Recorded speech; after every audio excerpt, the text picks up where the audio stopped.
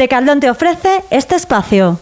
¡Que viva el deporte deportivo de Liana! La gran fiesta anual del deporte, que cada verano tiene su cita en el Polideportivo Municipal, llega a su 47ª edición con una entusiasta puesta en escena de gimnasia rítmica y judo por parte de la Asociación de Clubes Deportivos en su jornada inaugural.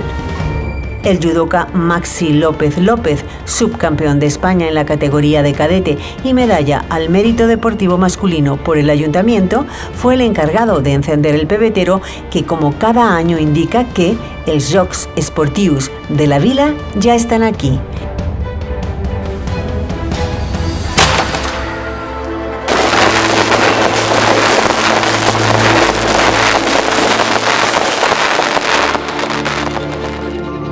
Pues Maxi López es nada más y nada menos que el subcampeón de España en la categoría cadete de judo. ¿Qué ha sido para ti tener la oportunidad de encender este pebetero hoy?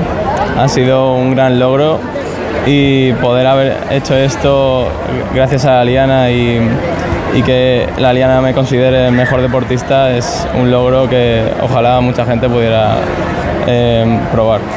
Está entrenando ya con los olímpicos en Valencia.